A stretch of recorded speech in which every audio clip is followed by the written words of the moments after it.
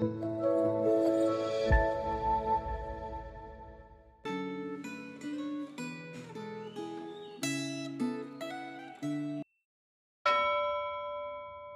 Bapak Ibu Saudara sekalian, mari kembali kita berdoa sebelum kita membaca firman Tuhan.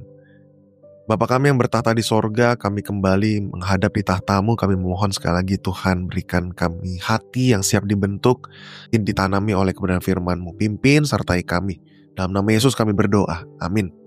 Saudara, tema Gemah hari ini adalah piala emas yang mendadak hancur, terambil dari Yeremia pasal 51.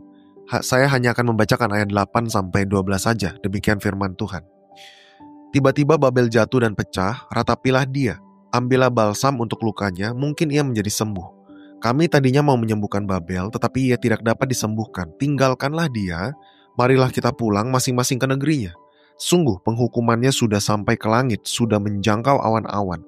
Tuhan telah membuat segala kebenaran kita menjadi nyata. Marilah kita ceritakan di Sion perbuatan Tuhan Allah kita.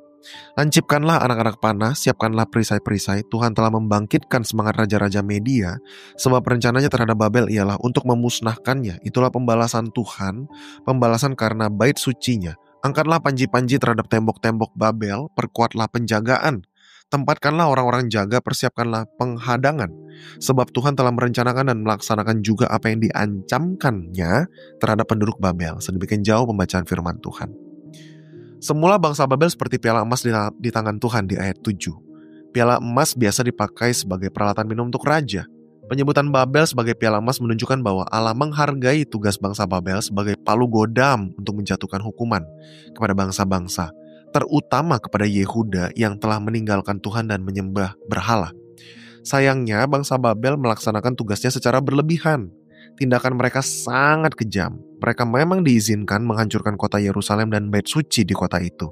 Tetapi setelah merampas berbagai peralatan berharga yang terbuat dari emas yang terdapat di bait suci, peralatan itu dipakai untuk berpesta, dan kesucian peralatan yang mereka rampas dinodai melalui penggunaan yang tidak semestinya.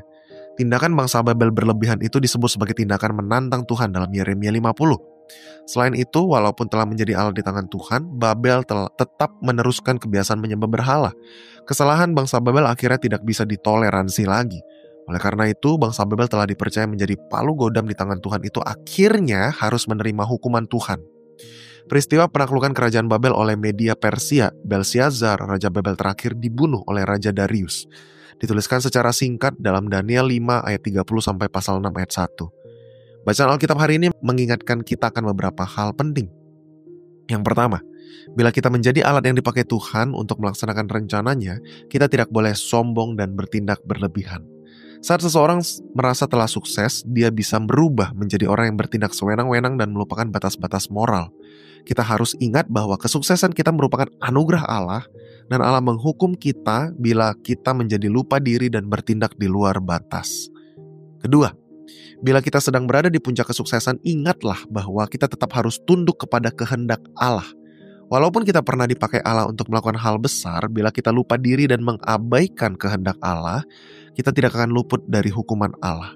Dalam sejarah kekristenan, kita mengenal kisah-kisah menyedihkan tentang orang-orang yang dipakai Allah luar biasa, tetapi kemudian lupa diri, jatuh dalam dosa seksual atau dalam hal memanipulasi keuangan, sehingga kesuksesan mereka berakhir dengan kisah yang tragis. Saat saudara meraih sukses, apakah saudara tetap bersedia merendahkan diri di hadapan Allah dan bersikap waspada agar tidak jatuh dalam dosa?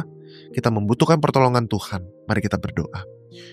Bapa, betul kami bersyukur bagaimana Engkau memberi kami talenta karunia dalam melayani Tuhan. Bahkan dalam pekerjaan kami di marketplace, Tuhan berikan kami tempat posisi yang baik.